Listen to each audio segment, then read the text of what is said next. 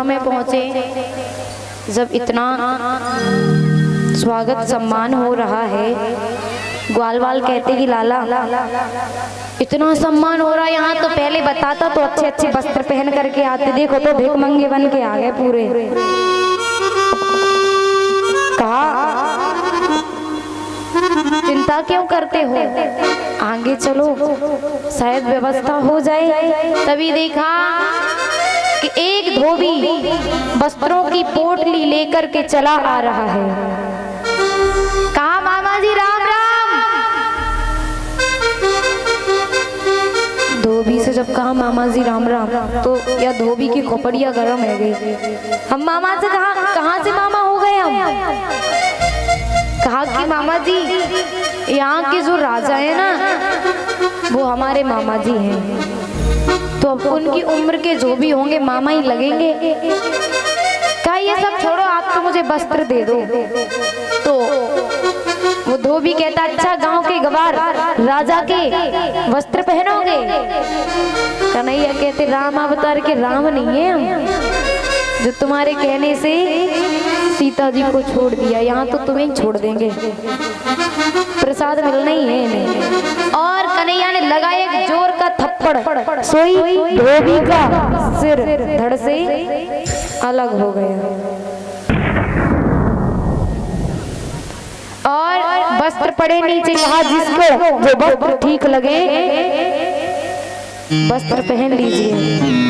वस्त्रों को उठाया, पहन तो लिया, लेकिन वस्त्र पहन करके जब चलने लगे ना तो मथुरा की सड़कों पर फ्री में ही झाड़ू लगने लगी।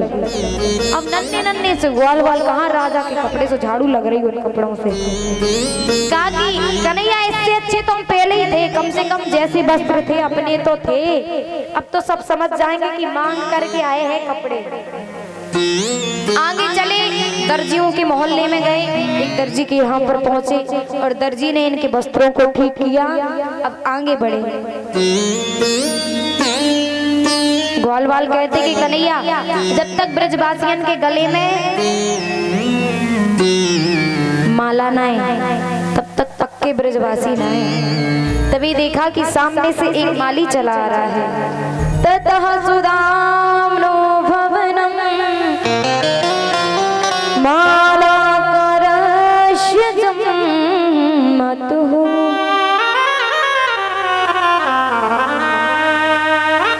तो दृष्ट्वा समुत्थाय ननाम शिरसा भुवि। सुदामा नाम का माली चला आ रहा है। कन्हैया ने जब कहा तो उस माली ने सभी ब्रजवासियों के गले में माला पहनाई। अब ब्रजवासी कहते लाला एक कमी और रह गई। कहा कौन सा। जब तक ब्रजवासियन के माथे पर चंदन न आए तब तक पक्के ब्रजवासी न आए। तभी देखा सामने से 3 जगह से टेढ़ी एक स्त्री चली आ रही है, हाथ में चंदन का कटोरा लिए। और वो स्त्री चंदन का कटोरा लिए चली आ रही है 3 जगह से टेढ़ी। तो बुलाया कन्हैया ने, सुंदरी। अरे ओ सुंदरी, आज से पहले तो किसी ने सुंदरी कहा नहीं। 3 जगह से टेढ़ी है तो कुब्जा कहते हैं। मुड़ करके देखा तो कहते हाँ हाँ सुंदरी तुम्हें ही बुलाया। आई तो पूछा कि आप कौन हैं। तो अपना परिचय देती हैं कि मैं कंस की दासी हूँ और महाराज कंस को मेरे हाथों से चंदन लगवाना बहुत पसंद है। कन्हैया कहते क्या मुझे चंदन नहीं लगाओगी। तो उस कुब्जा ने, त्रिवक्रा ने कन्हैया के मस्तक पर चंदन लगाया और चंदन का कटोरा लेकर के कन्हैया ने सभी ब्रजवासियों के मस्तक पर चंदन लगा दिया। और जब जाने लगे तो कहा कि लाला इसने चंदन लगाया है, इसे कुछ दे करके जाइए ना। तो जाते हैं कुब्जा के पास जो 3 जगह से टेढ़ी है। तो कुब्जा के पास जाकर के उसके पैर के अंगूठे को अपने पैर के अंगूठे से दबाया, एक हाथ थोड़ी सी लगाया और जोर का झटका मारा। तो जो 3 जगह से टेढ़ी थी वो परम सुंदरी के रूप में परिणित हो गई। अब कन्हैया जाने लगे तो दुपट्टा पकड़ लिया, प्रियतम आप कहाँ जा रहे हैं? कहा पहले मामा जी से मिलके आए फिर आएंगे आपके पास। और जो युद्धशाला है, मार्ग में कुबलिया पीठ नामक हाथी लगाया है जिसमें 10,000 हाथियों का बल है। इसी मदिरा पान कराई गई और महावत से कहा कि हाथी को हटाओ। जब नहीं हटाया तो कन्हैया ने खेल खेल में ही वह हाथी को पकड़ के मार दिया और उसके दांत निकाल लिए। एक दांत खुद पकड़ा, एक भैया को दिया, आगे बढ़े और पहुंचे कहाँ? जहाँ धनुष रखा हुआ है। उसके पूर्व कई पहरेदार लगे हैं, सभी को ठिकाने लगा करके और धनुष के पास पहुंचे। पहुंच करके खेल खेल में ही उस धनुष के 2 टुकड़े कर दिए। जब 2 टुकड़े किए तो बड़ी जोर से आवाज आई। ये आवाज जब कंस के कानों तक पहुंची तो समझ गया यदि धनुष की गारंटी खत्म तो मेरी भी गारंटी खत्म होने वाली है। और कन्हैया पहुंचे वहां जहां युद्ध होना है, मल्लशाला। जहां पर पहुंचे तो कन्हैया को सबने अपनी अपनी भावनाओं के अनुसार दर्शन किए। जो ग्वाल हैं उन्हें भगवान मित्र के रूप में दिखाई दिए। स्त्रियों को लग रहा है कामदेव के रूप में दिख रहे हैं और जो राक्षस दुष्ट हैं उन्हें भगवान स्वयं मृत्यु के समान लग रहे हैं, क्योंकि सभी ने अपनी अपनी भावनाओं के अनुसार दर्शन किए। जागी रही भावना जैसी, जागी रही भावना जैसी, जागी रही भावना जैसी, जागी रही भावना जैसी, प्रभु मूरत देखी तिन तैसी, प्रभु मूरत देखी तेनु तैसी, प्रभु मूरत देखी तिन तैसी।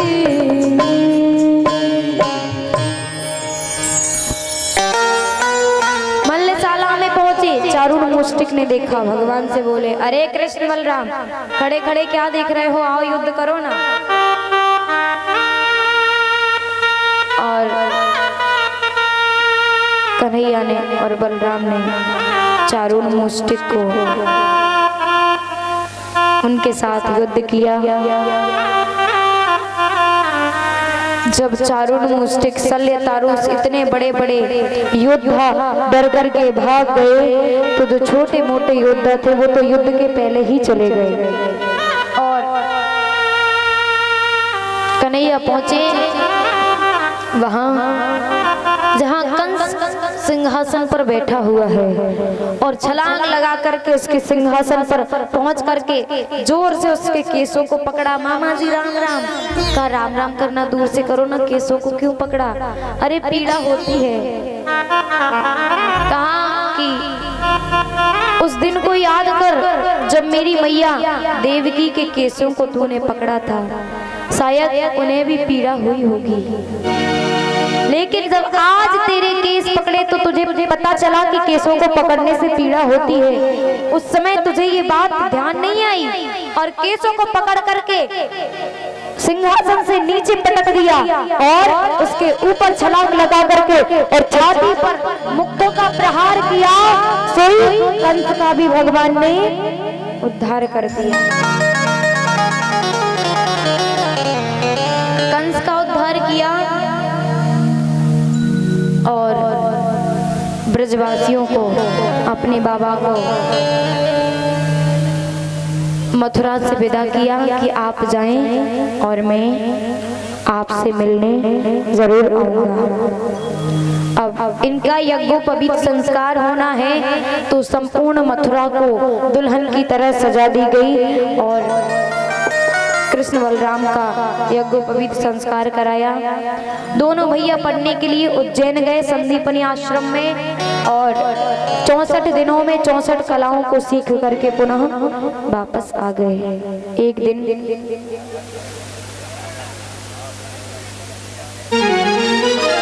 भगवान श्री कृष्ण दुखी मन से बैठे हुए थे। इनके आंखों से नेत्रों से अश्रु प्रवाह हो रहे हैं। उद्धव जी ने पूछा तो इनके मुख से एक ही शब्द निकला कि हे किशोरी जू, हे लाडली जू, अब और ना तड़पाओ और मुझे अपने से दूर ना रखो। कहते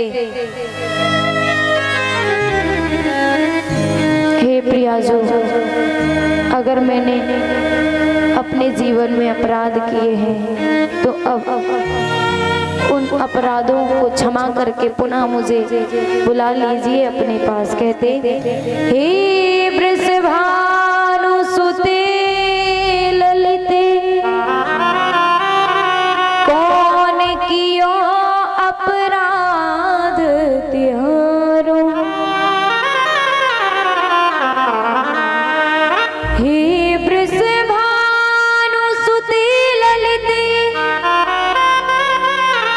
कौन किया अपराध तिहारो,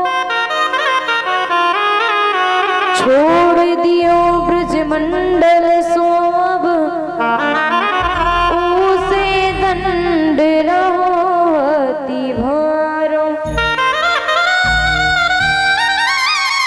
हे किशोरी जू, आपन दान दया की निधान, उन्हीं देहु मोह कुंज कुटी यमुना तट प्यारो।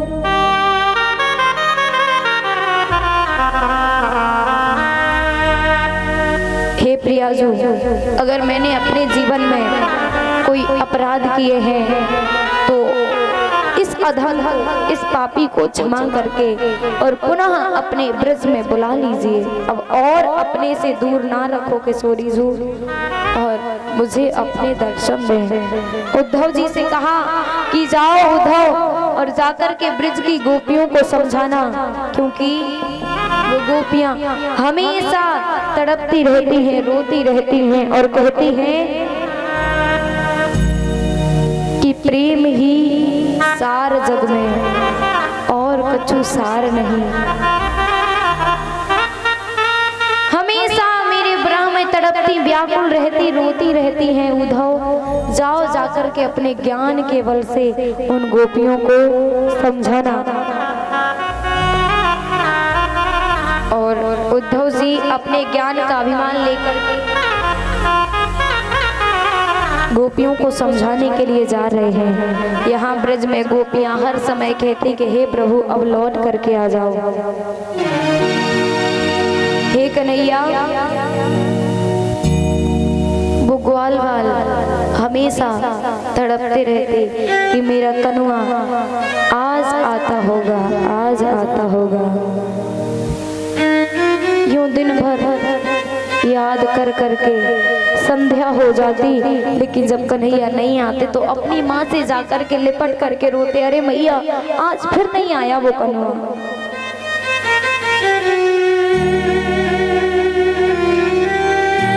हे प्रभु अब और ना तड़पाओ और आ जाओ। जब उद्धव जी रथ पर सवार होकर के आ रहे हैं तो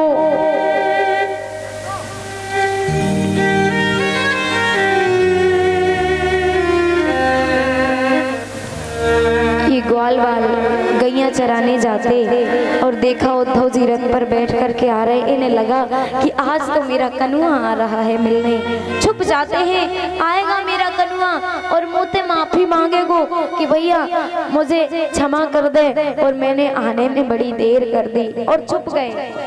जब जो रथ पर आ रहे हैं उद्धव जी, वो आए पास में और देखा, छुपे थे वो दौड़ करके आए और देखा कि ये मेरे कन्हैया मेरो कनुआ ना है, ये तो कोई और है।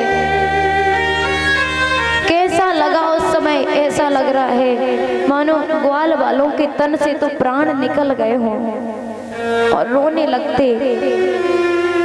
पत्र दिया कि कन्हैया ने तुम्हें पत्र लिख करके भेजा है, उस पत्र को पढ़ना चाहते हैं, लेकिन पढ़ने के पूर्व ही इतने आंसू प्रवाह होते, इतने आंसू निकलते कि वो पत्र उन आंसुओं से भीग जाता, पढ़ नहीं पाते, भीग जाता। बार बार पूछा कि नंद भवन कहाँ है? बताया ये जो जल बहता हुआ आ रहा है, इसी जल के सहारे जहाँ से ये आ रहा है, चले जाना, सीधा नंद भवन में पहुँचोगे। ये जल किसी नदी या नल का नहीं है, बल्कि ये जल तो जो सारा दिन ब्रज की गोपियाँ मैया यशोदा कन्हैया की याद में रोती रहती हैं, उनके अश्रुओं ने ये नदी की धार का रूप ले लिया है। कन्हैया ने पत्र लिखे सबके लिए। उद्धव जी गए और मैया के पास पहुंचे, मैया ने भोजन कराया, पत्र दिया। कन्हैया ने लिखा कि मैया तेरो लाला बड़ो दुख पाए, को ना मुख धोवत ताते, हे मैया अचरा पूंछ सवारे, हे मैया अब तेरो लाला बड़ो दुख पाए। हे मैया माखन रोटी को नाम न जानू, कनुआ कहे कोई ना पुकारे, हे मैया तेरो लाला बड़ो दुख पाए। सारी रात्रि बीत गई चर्चा करते करते, प्रातः काल हुआ। गोपियों ने सुना कि कोई आया है तो सोचती फिर से तो नहीं आ गए क्रूर जी, पहले आए तो मेरे प्राण धन को ले गए, अब क्या लेने आए हैं। और आई उद्धव जी को देखा तो उद्धव जी के कंधे पर कृष्ण का दुपट्टा डला है, समझ गई कि ये मेरे प्रियतम के मित्र हैं, और इसीलिए उद्धव जी को बैठाया अपना पल्लो बिछा करके और कहती गोपिया, हे उद्धव जी मिला दो श्याम से उद्धव, तेरा गुण हम भी गाएंगे, तेरा गुण हम भी गाएंगे। मिला दो श्याम से उद्धव, तेरा गुण हम भी गाएंगे, तेरा गुण हम भी गाएंगे।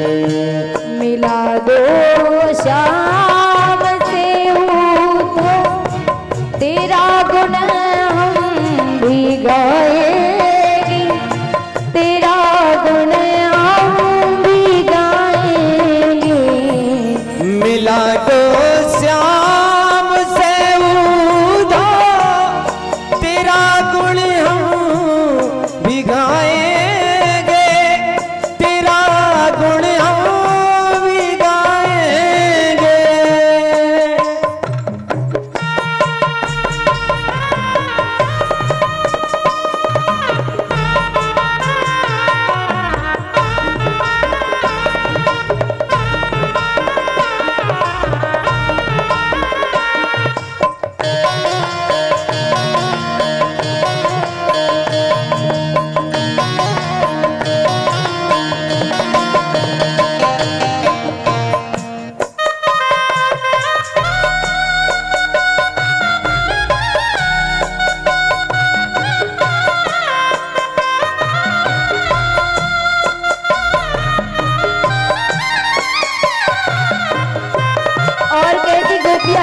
सुनो, गए छोड़ कर जब से वो फिर वापस नहीं आए, वो फिर वापस नहीं आए।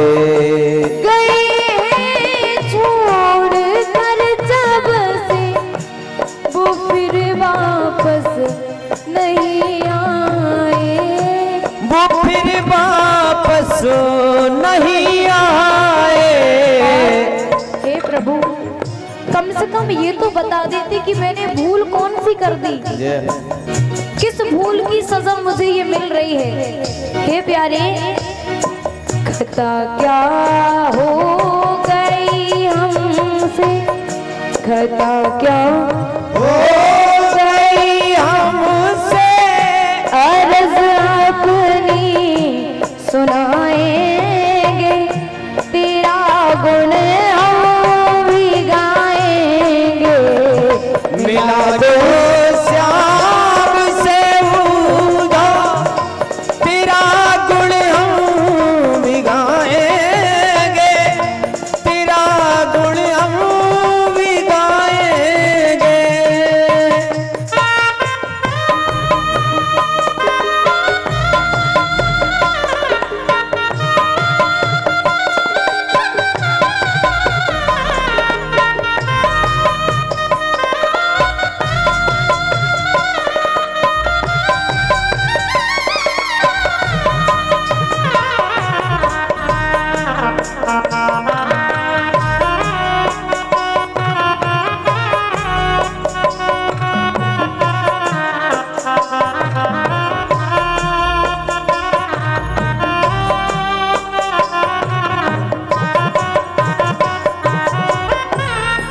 प्रेम हमसे लगा करके भुलाया नंद नंदन ने, भुलाया नंद नंदन ने। प्रीत हमसे लगा करके भुलाया नंद नंदन ने, भुलाया नंद नंदन ने। चरण में शीस धर कर के, चरण में शीस धर कर के अर्ज अपनी सुनाएंगे, तेरा गुण हम भी गाएंगे। मिला दो श्याम से उदा, तेरा गुण हम भी गाएंगे, तेरा गुण हम भी गाएंगे।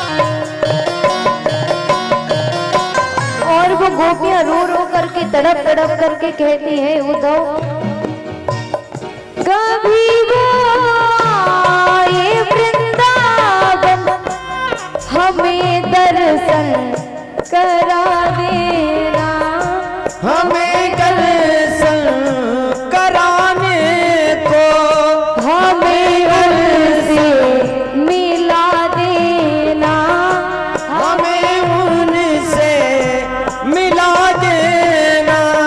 कभी वो आए वृंदावन हमें उनसे मिला देना, हमें उनसे मिला देना। वो ब्रह्मानंद फिर उनको ना दिल से हम भुला